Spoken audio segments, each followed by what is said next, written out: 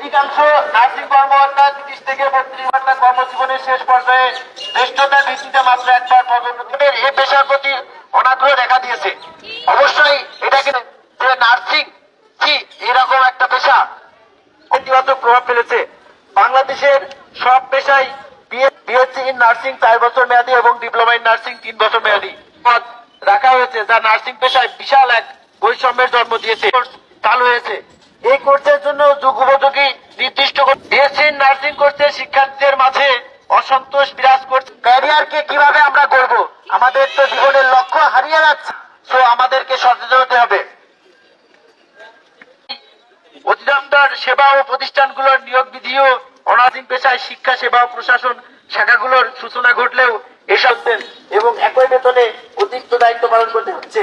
এতে পদমর্যাদা নেই, নার্সদের কোনো অধিকার নেই, নার্সদের কোনো সম্মান নীতির বদলেতে হলে রাষ্ট্রীয়ভাবে নার্সদের যথাযথ স্বীকৃতি দিতে হবে। মৌলিক পরিবর্তন শীঘ্রই আনা সামাজিক নার্সরা। কিছুদিন আগে প্রধান উপদেষ্টা আমাদেরকে বলেছিলেন যে আমরা বেশি বেশি নার্স তৈরি করি এবং বিদেশে পাঠাই। এখন আমরা দেখতেছি যে আমরা আমাদের নিজের দেশেই নার্সদের সম্মান দিতে পারছি না, তাহলে বাইরের দেশ নার্সে কিভাবে সম্মান দিবে?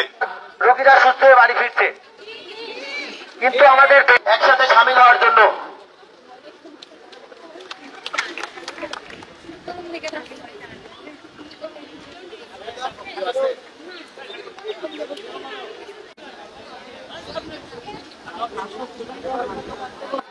ইন্টারমিডিয়েট পাশ করে দীর্ঘ 3 বছর লেখাপড়া করে এবং 6 মাস ইন্টার্নশিপ শেষে লাইসেন্স পরীক্ষার উত্তীর্ণ হয়ে তারপরে রেজিস্টার্ড নার্স হই। কিন্তু এই ইন্টারমিডিয়েটের পরবর্তী যে পড়ালেখা প্রায় 4 বছর সময় লাগে। এই 4 বছর লেখাপড়া করার পরেও আমাদের যে সার্টিফিকেটের মান সেই ইন্টারমিডিয়েট পাশের সমতুল্য।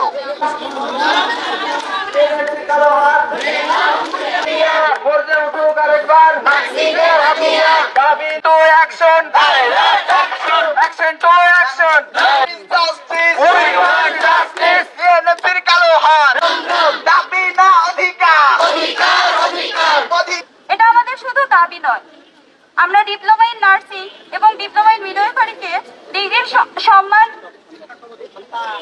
সম্মানীয় আসনে দেখতে চাই।